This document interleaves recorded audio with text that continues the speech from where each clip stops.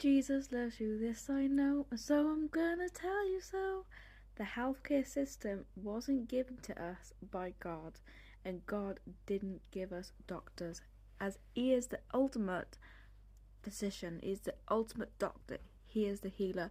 And I can prove to you with one piece of information why you should never ever trust doctors in the healthcare system. So if you're a female, because remember there's two genders, male and female, the others are made up. As females, we are required to get a pap smear test done frequently, and in the medical field, the pap smear test is coated in ethylene oxide, and it's used to sterilize the equipment. Okay, but did you know that ethylene oxide is a known human carcinogen? And because it's used in such small amounts, it's classed as safe. What is a carcinogen?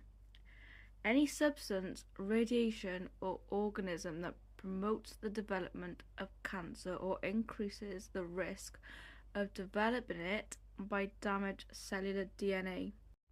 This is how often females are told to go get a pap smear test.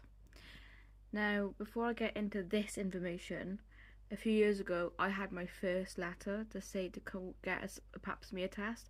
I have never, ever gone to get a pap smear test because I had big convictions on it, just like the COVID vaccine. Don't get it, don't get it.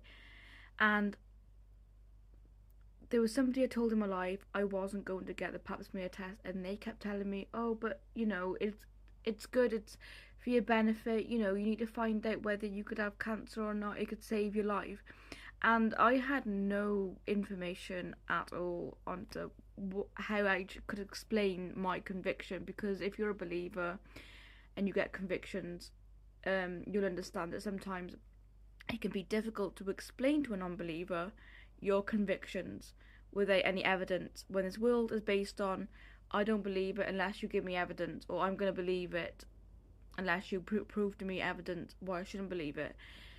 It wasn't until I came across a video on Instagram that talked about ethylene oxide that I did a little bit of my own research, and it's true. Ethylene oxide is a carcinogen, and because it's in such small amount, it's classed as safe, which is stupid. And no wonder why females get cancer. It's because they have it so often. So, I don't know about you guys, but any amount of carcinogen that goes in your food, that's unsafe to me.